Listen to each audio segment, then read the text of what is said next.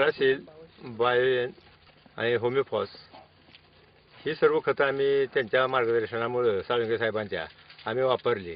अशा पद्धतीने आल्याला आणि ऊसाला सगळीकडेच आम्ही ही खतं वापरतो. होमिओफॉसमुळं जमीन भुसभुशीतपणा जमिनीत आल्यामुळं पानाची रुंदी, ऊसाची उंची, आतापर्यंत मी एवढे वर्ष ऊस लावतोय पण 5 महिन्यात 6 फूट उंची ऊसाची कधीच दिसली नाही. हे मार्गदर्शन केल्याप्रमाणे आम्ही जी खतं वापरतो त्याचा परिणाम हे आम्हाला आता दिसून आलेला आहे.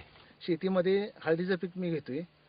ही जी मी खतं वापरलीत ती वसुमित्र पुण्याची कंपनी आहे आणि त्यामुळं मला असा तर्क दिसून आलाय. एका प्लॉटमध्ये त्यांनी सांगितल्या पद्धतीनं मी खतं वापरलीत वसुमित्रची आणि दुसऱ्या प्लॉटला रासायनिक खतं वापरलीत, त्यामध्ये मला फरक दिसून आलाय. दुसरं हे जे मी पीक घेतलेलं आहे हळदीचंच, ते रासायनिक खतापासून घेतलेलं आहे.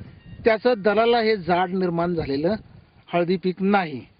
वसुमित्रचं जे खत वापरलेलं आहे मी, तर ते त्या पिकापासून हे दलाला पोषक ह्याची उत्पन्नात जवळजवळ 1.5 वाढ झालेली आहे.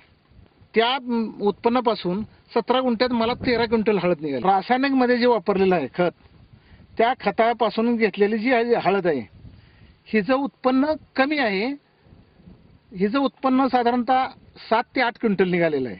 हे वसुमित्रचे जे मी खत वापरलेलं आहे यापासून मी पूर्ण समाधान आहे. याच्यापासून माझा भरपूर फायदा झालेला आहे आणि इथून पुढं हे रासायनिक खतं न वापरता हेच वसुमित्राची खतं वापरलेली फायदेशीर ठरणार आहेत.